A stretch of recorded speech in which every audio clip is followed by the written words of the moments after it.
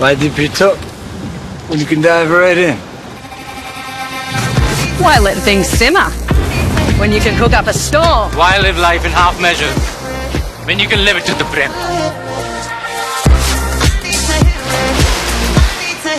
అక్కినేని నాగార్జున కుటుంబంపై వ్యాఖ్యల కేసుకు సంబంధించిన అప్డేట్ ఇది.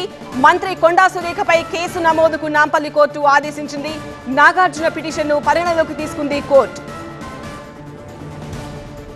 అక్కినేని ఫ్యామిలీపై మంత్రి కొండా సురేఖ కామెంట్స్ రాష్ట్ర వ్యాప్తంగా తీవ్ర దుమారం రేపిన విషయం తెలిసిందే.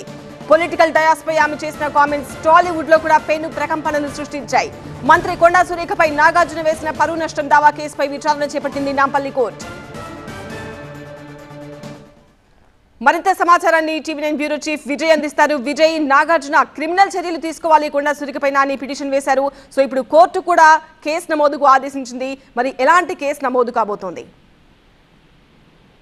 నాగార్జున మంత్రి కొండా సురేఖ మీద క్రిమినల్ చర్యలు తీసుకోవాలి. ఆమె చేసిన వ్యాఖ్యలు కుటుంబ సభ్యుల మనోభావాలతో పాటుగా వాళ్ళ పరువుకు నష్టం కలిగేలా వ్యవహరించినందుకు క్రిమినల్ చర్యలు తీసుకోవాలని చెప్పి నాంపల్లి కోర్టులో ఆయన పిటిషన్ దాఖలు చేస్తారు. ఆ పిటిషన్ పైన ఇప్పటికే కొండా సురేఖకు నోటీస్ ఇచ్చినటువంటి కోర్టు ఆమె ఎక్స్ప్రెషన్ కూడా ఉంది. ఆ తర్వాత నాగార్జున తరపు న్యాయవాదులు కూడా తమ వాదన వినిపించారు. అయితే కోర్టు మాత్రం క్లియర్ గా చెప్పింది ఈ కేసులో క్రిమినల్ చర్యలు చేపట్టాలి, ఆమె పైన కేసు రిజిస్టర్ చేయాలంటూ నాంపల్లి కోర్టు పోలీసులకు ఆదేశించి, అయితే హైదరాబాద్ కమిషనరేట్ పరిధిలో ఈ పోలీసుల కేసు రిజిస్టర్ కానుంది.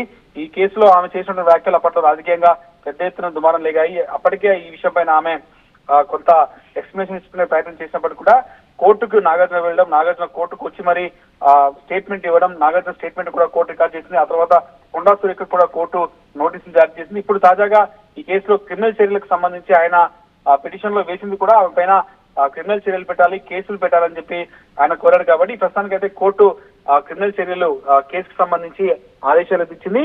హైదరాబాద్ కమిషనరేట్ పరిధిలో ఆమె పైన కేసు నమోదయ్యే అవకాశం కనిపిస్తుంది. కోర్టు ఇచ్చిన ఆదేశాలు చాలా స్పష్టంగా ఉన్నాయి.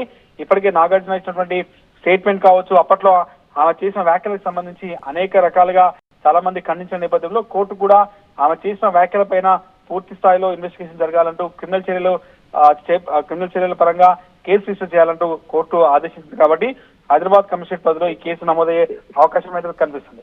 విజయ్, మరి కొండా సురేఖ స్పందన ఎలా ఉంటుంది ఇప్పుడు? అంటే ఇప్పటికీ ఈ కేసు సంబంధించి కొండా సురేఖ రెస్పాండ్ అవ్వాల్సి ఉంటుంది. ఎందుకంటే ఈ కేసులో మొత్తం ఓవరాల్ గా ఆమె ఇప్పటికే ఎక్స్ప్లెనేషన్ ఇస్తున్నప్పటికీ కూడా ఈ కేసుకు సంబంధించి కేసు రిజిస్టర్ అయిన తర్వాత ఆమె రెస్పాండ్ అయ్యే అవకాశం కనిపిస్తుంది. కోర్టు నోటీసులకు ఆమె రెస్పాండ్ అయ్యారు.